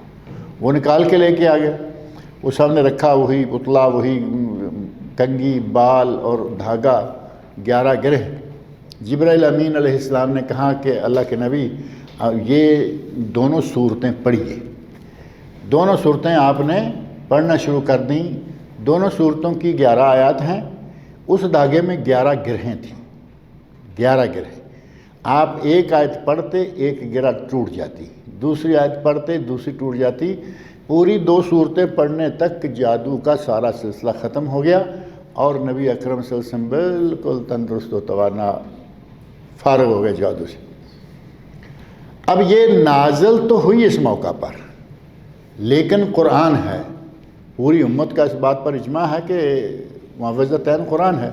حضرت عبداللہ بن مسعود کا جو مصحف تھا اس میں یہ نہیں تھی دونوں، وہ کہتے تھے کہ یہ قرآن نہیں ہے، یہ دم ہے، رقیہ ہے۔ ساری امت نے قرآن مان لیا اور ان کی اس بات کو حضرت عبداللہ بن مسعود کو اس لیے نہیں مانا کہ کوئی بات نہیں، کوتاہی ہو گئی، وہ یہ سمجھتے رہے سمجھ کا فہم کا فرق ہو سکتا ہے۔ اب ہر اس طرح کی بات میں فہم کا فرق مان لیا، رفع دین کی باری آئی نہیں مان۔ رفع دین پہ اتنی کنڈی سخت لگ گئی کہ وہ کھلنے کا نام نہیں لیتی، کہتے ہیں جی نہیں، انہوں نے ایسا کیا تو اس کا مطلب یہ ہوا کہ رفع دین منسوخ ہو چکی۔ حالانکہ حضرت عبداللہ بن مسعود سے رفع دین کرنے کی حدیث بھی ہیں، نہ کرنے کی یہ حدیث بھی ہے، اور حدیث یقیناً صحیح ہے، لیکن نہ کرنے کے علاوہ کرنے کی بھی ہیں۔ اگر کرنے کی ان کی نہ بھی ہوتی، صرف نہ والی ہوتی، تو کہاں خلفائے راشدین، کہاں عشرہ مبشرہ، کہاں 50 صحابہ، کہاں ایک صحابی۔ بات بالکل معمولی سی ہے، لیکن اس کو اتنا ہمارے لمبا کر دیا گیا۔ صحیح بخاری اور صحیح مسلم میں حضرت عبداللہ بن عمر رضی اللہ عنہ سے روایت ہے کہ نبی اکرم صلی اللہ علیہ وسلم جب نماز کے لیے کھڑے ہوتے تو اس وقت آپ اپنے دونوں ہاتھوں کو اپنے کندھوں تک اٹھاتے ہیں۔ دونوں حدیثیں موجود ہیں، حذو منکبیہ، حذو اذنیہ، یعنی کندھوں کے برابر یا کانوں کے برابر۔ اور یہ سنت جو ہے ان احادیث سے ثابت ہے، جن میں سے پہلی بخاری اور مسلم کی ابن عمر رضی اللہ عنہ کوئی حدیث ہے کہ آپ کھڑے ہوتے تو اپنے ہاتھوں کو کندھوں کے برابر اٹھاتے اور پھر آپ اللہ اکبر کہتے، یعنی ہاتھوں کو اٹھا کے پھر اللہ اکبر۔ یہ بھی تھوڑا ذہن میں رکھیں کہ یہ نہیں کہ اللہ اکبر کہہ کے ہاتھ اٹھائے جائیں، پہلے ہاتھ اٹھائیں گے اور پھر اللہ اکبر، یعنی ساتھ ساتھ والی بات ہے، لیکن الٹا نہ ہو جائے، پہلے رفع دین اور پھر اللہ اکبر۔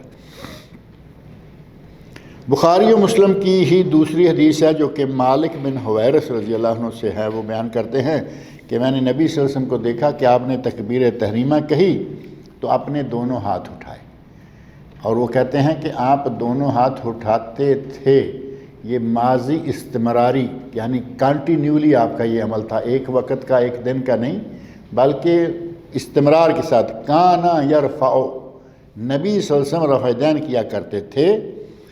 اسی طرح جب آپ رکوع کرتے اور رکوع سے سر اٹھاتے، یعنی پہلے تکبیر تحریمہ کی اور پھر رکوع جاتے وقت کی، پھر رکوع کے سر اٹھاتے وقت کی، اس وقت بھی آپ اپنے دونوں ہاتھوں کی کانوں کی لووں کے برابر تک، دونوں ہاتھوں کو کانوں کی لووں تک اٹھاتے تھے۔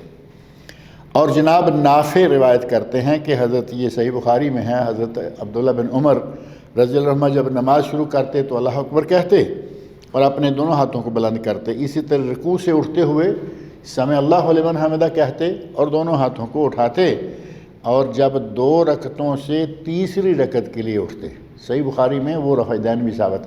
کئی لوگ پہلی کر لیتے ہیں، رکوع کے بعد والی بھی کر لیتے ہیں، پہلے والی بھی، لیکن چوتھی بھول جاتے ہیں یا چھوڑ دیتے ہیں یا کیا بات ہے.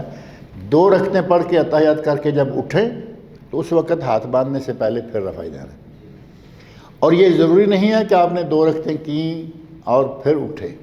کبھی ایسا بھی ہے کہ آپ کو 1 رکعت ملی جماعت کے ساتھ، آپ کو اتحیات پڑھنا پڑ گیا نا، اٹھ کے ہاتھ باندھے تو اس سے پہلے رفع دین کر کے باندھے.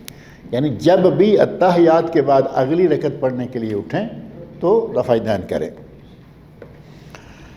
یہ پاک و ہند میں بہت بڑا اختلافی مسئلہ بنا ہوا ہے، جبکہ سنت رسول واضح ہے، ثابت ہے. اس میں اتنا زیادہ وہی بات ہے کہ تعصب میں آئیں گے تو پھر بدتوں کی کہانیاں بت لاتے تھے، پھر صحابہ پیچھے سے بھاگ جاتے تھے، وہ کہانیاں گڑھنے کی مجبوری بنے گی. جب سنت رسول واضح ہے عمل کریں، ہمیں کہانیاں گڑھنے کی کیا ضرورت ہے. 13ویں سنت، اور یہ بھی عملی سنت ہے، اور اتفاق ایسا ہے کہ یہ بھی بہت اختلافی سنت ہے. ہمارے یہاں اس پر بھی بہت بڑا اختلاف بنا ہوا ہے. وہ یہ ہے کہ ہاتھ کہاں باندھے جائیں، ہے نا، نماز میں ہاتھ کہاں باندھے جائیں. تو ہاتھ باندھنے کے لیے جو جگہ ہے وہ ہے سینے پر، جہاں حضرت علی رضی اللہ عنہ سے مروی ایک روایت ہے جس میں ہے تحت السرہ. تحت السرہ والی حدیث کو سارے محدثین نے ضعیف کہا ہے. اب مشکل یہ ہے کہ جب کوئی اپنا پیمانہ بنانا ہوتا ہے نا تو ہمارے یہاں کہتے ہیں جی ضعیف حدیث پہ عمل کیا جا سکتا ہے. ایک طرف بخاری مسلم کی احادیث، صحیح ابن خزیمہ کی احادیث، اور دوسری طرف ضعیف حدیث. اب بخاری مسلم کو کیسے نظر انداز کریں گے اور ضعیف حدیث کو کیسے لے لیں گے؟ لیکن چونکہ وہ ہمارے مسلک، ہمارے امام کے قول یا عمل کے مطابق، امام کے قول کے عمل کے مطابق ہے یا نہیں، ہمارے مولویوں کے قول کے مطابق ہوتی ہیں، اس لیے ہم اس پہ پکے ہو جاتے ہیں. وہی معاملہ یہاں ہے سینے پر ہاتھ باندھنے کا، جبکہ صحیح بخاری میں حدیث ہے. اب اس صحیح بخاری کی حدیث پر تھوڑے سے غور کی ضرورت ہے. ایسے اگر پڑھتے جائیں نا تو وہ بات سمجھ میں نہیں آتی. علامہ البانی رحمۃ اللہ علیہ نے جو کتاب لکھی ہے نا نماز کے بارے میں، نماز نبوی، پاکستان میں شائع ہو چکی، انڈیا میں شائع ہو چکی، اس کتاب میں وہ کہتے ہیں کہ یہ مسئلہ کہ ہاتھ سینے پر باندھے جائیں یہ صحیح بخاری میں بھی موجود ہے، لیکن تھوڑا سا سوچنے اور فکر کرنے سے سمجھ آتی. یعنی تھوڑا سا سوچیں گے تب سمجھ آئے گی، نہیں تو سمجھ میں نہیں آتی. وہ حدیث کون سی ہے بخاری والی؟ وہ ہے سہل بن سعد رضی اللہ عنہ سے مروی ہے. کہتے ہیں لوگوں کو حکم دیا جاتا تھا. حکم کون دیتا تھا؟ میں آپ تو نہیں، صحابی تو نہیں دے سکتے، حکم نبی صلی اللہ علیہ وسلم دیتے تھے. لوگوں کو حکم دیا جاتا تھا کہ آدمی نماز میں اپنا دایاں ہاتھ بائیں ہاتھ کی کلائی پر رکھے.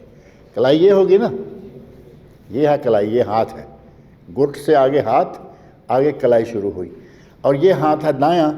دائیں ہاتھ کو بائیں ہاتھ کی کلائی پر رکھیں گے. ٹھیک ہو گیا؟ اب آپ میں سے کوئی بھی اٹھ کے یہ صحیح بخاری کی حدیث پہ ایسے عمل کریں اور مجھے ناف کے نیچے لے جا کے دکھائیں. بات سمجھ میں آئی یا نہیں؟ آپ تمام تر کوششیں ٹیڑھے ہو جائیں گے، ناف کے نیچے ہاتھ نہیں جائے گا. تو اس حدیث کا مسئلہ تو کلیئر ہو گیا کہ وہ حدیث ضعیف ہے، اور اس صحیح حدیث بتا رہی ہے جگہ. ہم اس کو ناف کے نیچے، ناف کے اوپر، فلاں فلاں جگہ چھوڑ دیتے ہیں. صرف صحیح بخاری کے اس حدیث پہ عمل کریں. اب اگر کوئی کہے کہ ایسے کر کے، کئی لوگوں کو دیکھا نا کھڑے ہوتے ہیں آ کے ایسے کھڑے ہوتے ہیں جیسے ہاتھ کچھ ٹوٹا ہوا ہے یا لٹک رہا ہے. ایسے نہیں، ہاتھ باندھنے ہیں. باندھیں گے تو یہ کلائی کو پکڑنا ہے، کلائی پر رکھنا ہے. کلائی پہ پکڑ لیا، رکھ لیا. بہت آگے نہیں کریں آپ، صرف گٹ کو گٹ کے ساتھ رکھ لیں، اور یہاں سے آپ پکڑیں. اب باندھیے، کہاں باندھ سکتے؟ بالکل مسنون انداز سے جو سینے پہ ہاتھ آتا ہے وہاں بن جائے گا آٹومیٹکلی. یہ تجربہ ابھی بھی کر لیں، گھر میں جا کے آرام سے کریں. دوست و احباب کے لیے یہ حدیث بخاری شریف کی ہے، یعنی عام حدیث میں، عام کتابوں میں نہیں، بخاری شریف، جسے قرآن کریم کے بعد دنیا کی صحیح ترین کتاب قرار دیا امت کے علماء نے، اس میں یہ حدیث موجود ہے. اور حضرت سہل بن سعد رضی اللہ عنہ کہتے ہیں کہ لوگوں کو یہ حکم دیا جاتا تھا کہ وہ اپنے ہاتھ کو ہاتھ رکھیں.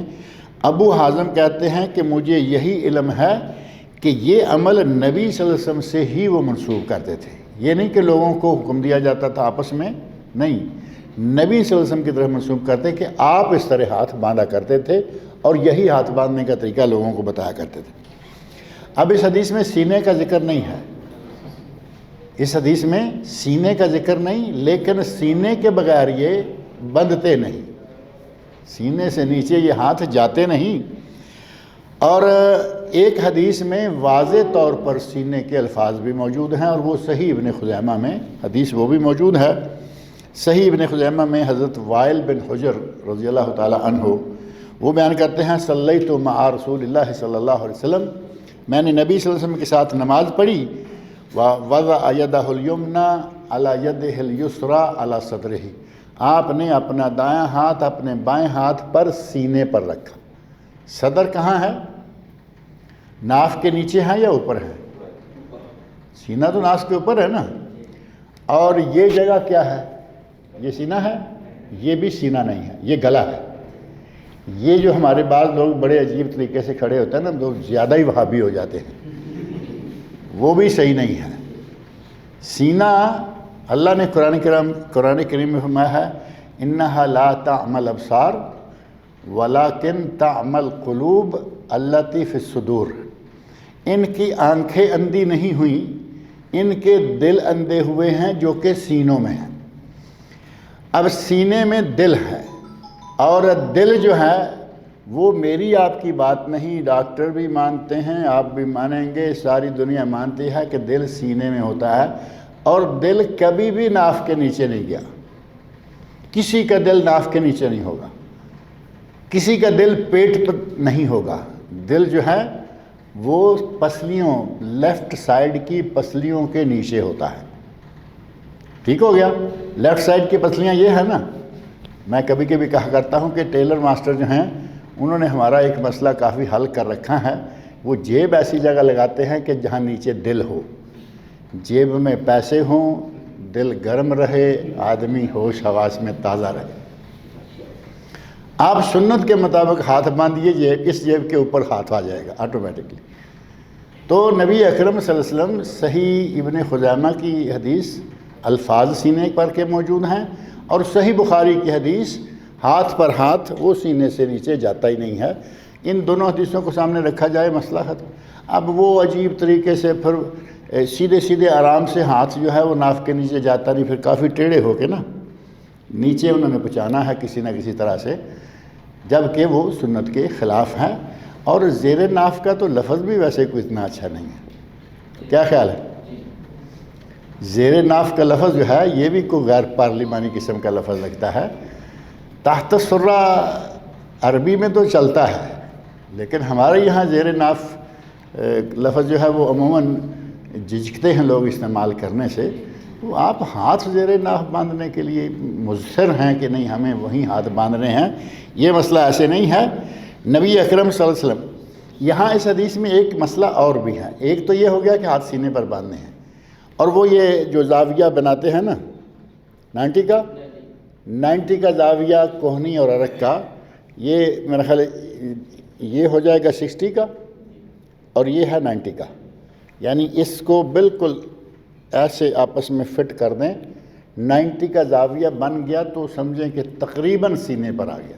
تھوڑا بہت جیب کے اوپر اپنے ہاتھ کو سیٹ کر لیں تاکہ پیسے ہوا سے اڑنے نہ پائیں، تو سنت پہ مکمل طور پر عمل ہو جاتا ہے.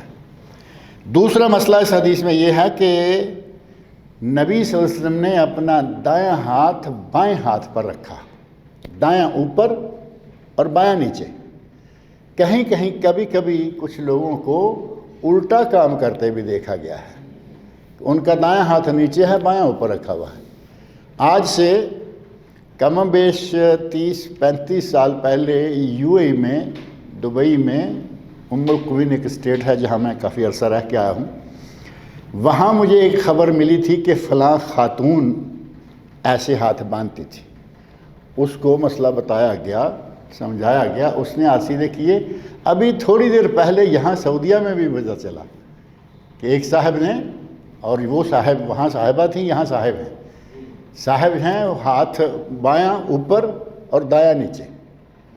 حدیث میں واضح الفاظ موجود ہیں، وضع یدہ الیمنی علی یدہ الیسریٰ، نبی صلی اللہ علیہ وسلم نے اپنا دایاں ہاتھ بائیں ہاتھ کے اوپر رکھا علی صدرہ، اور پھر ان دونوں ہاتھوں کو سینے پر باندھ دیا۔ یہ ہے ہاتھ باندھنے کا مقام اور ہاتھ باندھنے کی جگہ۔ اگر معاملہ جھگڑے میں اور لڑائی میں اور مناظرہ بازی میں اور اس میں آ جائیں تو پھر باتیں ختم نہیں ہوا کرتی۔ اگر سنت رسول کو سامنے رکھ لیں، صحیح بخاری کہہ رہی ہے سینے پر، اور صحیح ابن خزیمہ کی حدیث کہہ رہی ہے سینے پر، ہاتھ باندھیے جہاں جی چاہے۔ جو سنت پہ عمل کرے گا وہ اس طرح باندھ لے گا، جو اپنی مرضی پہ چلے گا یا کسی تعصب کی وجہ سے کسی امام کے کھاتے میں پڑا بنے گا تو وہ زیر ناف باندھے گا۔ اب یہ آپ کو اختیار ہیں کہ آپ جو چاہیں اختیار کریں، لیکن پہلے جیسے میں نے کہا نا کہ آمین رفع دین کرنے والے کو گھورنے، اس سے چڑھنے کی بجائے آپ نہیں کرتے نہ کریں، جو کر رہا ہے اسے کرنے دیں۔ اسی طرح ہاتھ باندھنے والے کے معاملے میں بھی اگر آپ کا جی نہیں چاہتا کہ ناف سے اوپر اٹھیں تو کم از کم جو سنت پہ عمل کرنا چاہتا ہے وہ زیر ناف نہیں جانا چاہتا، اس کو تو باندھنے دو۔ اس کے اوپر گرم ہونے اور گھورنے اور بڑا عجیب و غریب قسم کا اپنا رویہ اختیار کرنے کی کیا ضرورت ہے؟ اللہ تعالیٰ سے میری دعا ہے کہ وہ مجھے اور آپ سب لوگوں کو نبی صلی اللہ علیہ وسلم کی سنت کے مطابق نمازیں ادا کرنے، بلکہ آپ کی سنت اور طریقہ کے مطابق اپنی پوری زندگی گزارنے کی توفیق عطا فرمائے۔ اب باری ہے آپ کے سوالات کی، اگر کوئی سوال ہے تو وہ آپ کر سکتے ہیں۔ سوال موجود سے سوال ہے کہ آپ نے بیان کیا تھا کہ جب نبی کریم صلی اللہ علیہ وسلم کی طبیعت خراب ہوئی، جبریل علیہ السلام آیا اور آ کر کے وہ کہا کہ اللہ کے رسول آپ پر جادو کا اثر ہے، اور اس قرآن کی آیت نازل کی جی جادو یہاں سے بھگوان ہے۔ تو ایک ہم نے حدیث پڑھی ہوئی تھی، اس نے کہا کہ دو فرشتے نازل ہوئے اور ایک سدھانے ایک پہچانے، اور آپس میں دونوں بات کرتے ہیں کہ اللہ کے رسول پہ کیا ہوا، اس نے کہا کہ یہ ہوا، جادو کہاں پہ، یہاں پہ، کس نے کیا، اس حدیث میں خبر۔ تو وہ ساری حدیث وہی نا، وہ حدیث تو طویل ہے، یہ جو آپ بیان کر رہے ہیں وہ ہے بات ساری حدیث طویل ہے، لیکن اس کا جو خلاصہ میں نے صرف یہ رکھا کہ نازل ہوئی جادو کے علاج کے لیے، کہنے کا مقصد یہ تھا۔ باقی حدیث طویل ہے، جیسے اب معراج کے واقعہ میں سے کوئی چھوٹا ٹکڑا لیا جائے تو معراج کا واقعہ تو بہت لمبا ہے، لیکن ہمیں تھوڑے ٹکڑے سے غرض ہے وہ بیان کر لیا۔ تو وہ ایسا نہیں ہے کہ وہ کوئی اور بات ہے، یہ وہ وہی ہے، ساری تفصیلی حدیث جو ہے وہ مکمل ہے۔ ہم نے اس میں سے صرف اتنا لینا تھا کہ یہ واقعی نازل ہوئی جب نبی صلی اللہ علیہ وسلم پر جادو کیا گیا، اس وقت یہ معوذتین کے نام سے یہی دونوں صورتیں ہیں، قل اعوذ برب الفلق اور قل اعوذ برب الناس۔ 8 رکعت کی جو بتایا رات کی جو آپ سے روایات پڑھتے تھے، 8 رکعت میں صرف ایک ہی قاعدے پہ پڑھتے تھے، 8 رکعتیں مسلسل پڑھتے اور اس کے بعد قاعدہ کرتے اور پھر اٹھتے اور نامی پڑھتے۔ یہ 9 رکعتیں ایک سلام کے ساتھ۔ اگر 9 رکعتیں پڑھیں تو درمیان میں قاعدہ کرنا نبی صلی اللہ علیہ وسلم سے ثابت ہے، اور 3 رکعتیں پڑھیں تو درمیان میں قاعدہ کرنا نبی صلی اللہ علیہ وسلم سے ثابت نہیں ہے۔ وطر جو ہے، وطر اگر 3 رکعتیں پڑھیں تو پھر یا مسلسل پڑھیں 1 2 3، یا 2 پڑھ کے سلام پھیریں اور پھر 1 پڑھیں۔ یہ دونوں طریقے صحیح حدیث میں ثابت ہیں، وارد ہیں، اور جو ہمارا طریقہ ہے وہ کسی صحیح حدیث سے ثابت نہیں ہے۔ جو ہم پڑھتے ہیں نا امام پاک و ہند میں، 2 رکعتیں پڑھی، اتحیات بیٹھ کے پھر تیسری پڑھی، یہ تو نبی صلی اللہ علیہ وسلم کی ایک حدیث کے سراسر خلاف جاتا ہے۔ نبی صلی اللہ علیہ وسلم ارشاد فرماتے ہیں کہ وطر کو مغرب کی نماز کے مشابہ نہ کر دو، اور اگر درمیان میں اتحیات 2 رکعت کے بعد کریں گے تو مغرب کے مشابہ ہو گئے یا نہیں؟ مکمل مشابہت ہو گئی، گویا کہ یہ مغرب ہی پڑھی۔ اگر کوئی کہے جی نہیں مشابہت تو نہیں ہوتی، کیونکہ ہم تو اس میں جب دعائے قنوت کرنے لگتے ہیں تو رفع دین کر کے ہاتھ باندھ، 3 رکعتوں میں انہوں نے 2 رفع دین کی، ایک تکبیر تحریمہ والی اور ایک یہ۔ اب دوسرا ساتھ والا جو ماضی ہے اس نے بھی 3 رکعتیں پڑھی، اس نے تکبیر تحریمہ والی، رکوع سے اٹھنے اور جانے والی 3 اور 3 6 اور 7 مرتبہ رفع دین اس نے کیا۔ اس نے کون سا تیر مار لیا ایک رفع دین کر کے کہے کہ میں نے مغرب سے مشابہ نہیں چھوڑا؟ بات سمجھ میں آئی یا نہیں؟ اگر کہے کہ رفع کرنے سے مغرب کی مسابت ختم ہو یا نہیں ہوتی، سنت میں تو ہر رکوع میں جانے اور اٹھنے کے لیے رفع دین ہے، وہ تو یہ ویسے کسی تعصب میں آ کے چھوڑے ہوئے ہیں۔ اگر کوئی اور کام ایسا بتائے کہ وہ فرق کرتا ہے مغرب میں اور وتر میں، تو وہ کوئی بھی نہیں ہے۔ دعائے قنوت بغیر آواز کے پڑھیں گے، رکوع سے پہلے پڑھیں گے، جائز ہے، کوئی حرج نہیں ہے، لیکن اس سے مغرب میں مشابت ختم نہیں ہوتی۔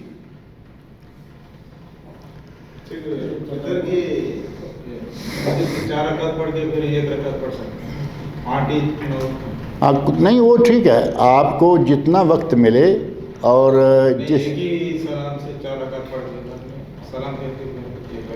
نہیں ایسا نہیں ہے، وہ ہے کہ اگر آپ نے 3 سے زیادہ رکھتیں، جیسا کہ نبی صلی اللہ علیہ وسلم کی 9 رکھتیں بتائی نا، 9 رکھتیں پڑھیں اور 8 کے بعد اتحیات بیٹھے، سلام پھیرے بغیر اٹھ گئے، جو مغرب کا انداز ہے وہ یہاں کیا، لیکن 8 اور 9 رکعتوں میں، 3 میں نہیں۔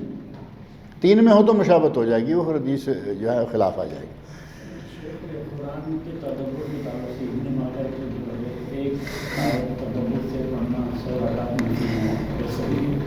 تو صحیح ہے نا، قرآن کریم کو تدبر سے، تفسیر کے ساتھ اور پورے مسائل احکام کے ساتھ پڑھنا۔ علم کو نبی صلی اللہ علیہ وسلم نے نوافل سے ہمیشہ افضل قرار دیا ہے۔ عالم کی مثال فرمایا، عالم کی مثال ایسے ہے جیسے ایک عام نبی پر میری فضیلت ہے، اور فرمایا کہ اگر کہیں مختلف حلقے ہوں، حلقات ذکر ہیں، فلاں ہیں، ایک حلقہ علم ہے جس میں قرآن کریم سنت پڑھی سیکھی جا رہی ہے، تو میں اس حلقے کو پسند کروں گا، اس میں بیٹھوں گا۔ اس سے معلوم ہوتا ہے کہ حلقہ علم یا علم اور تعلیم اور تعلم دونوں، یہ نبی اکرم صلی اللہ علیہ وسلم کو بہت پسند ہے۔ خیرکم من تعلم القرآن وعلمہ، سب سے بہترین لوگ وہ ہیں۔ اور حافظ قرآن کے نبی اکرم صلی اللہ علیہ وسلم نے جو مقام مرتبے بیان فرمائے ہیں، اقرا ورتقے، پڑھتے جاؤ، درجات میں چڑھتے جاؤ، فإن آخر منزلتک عند آخر آیت تقرأها، تمہارا مقام وہ ہے جہاں تم آخری آیت پڑھو گے، یعنی اوپر کو چڑھتے چلے جاؤ اور جہاں آخری آیت آ جائے گی وہ تمہاری جگہ۔ کہاں کتنی بلندیاں اللہ تعالیٰ عطا فرمائے۔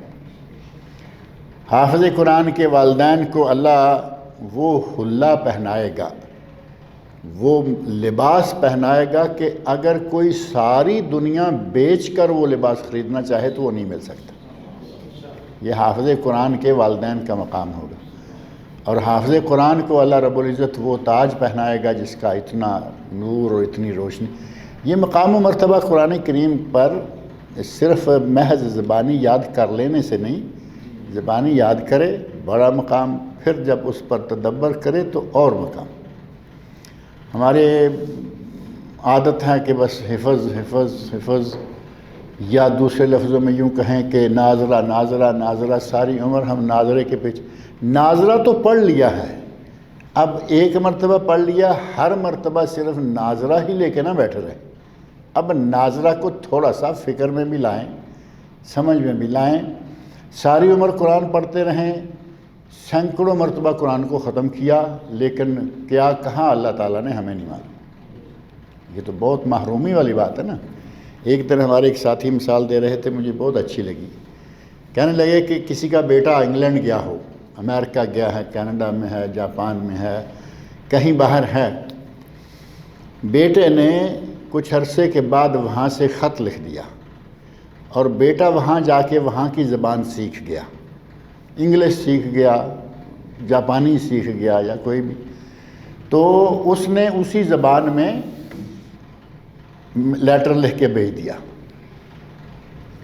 اب کہتے ہیں کہ لیٹر ماں باپ کو آ گیا، ماں باپ دوسرے ملک میں ہیں، تو کیا یہ ماں باپ اس لیٹر کو رکھ دیں گے کہ کبھی بیٹا آئے گا تو اس سے پوچھیں گے کیا لکھا تھا؟ ایسا ممکن ہے؟ یا وہ اس کو رکھ دیں گے کہ چلو کبھی موقع ملا تو پڑھیں گے پڑھائیں گے؟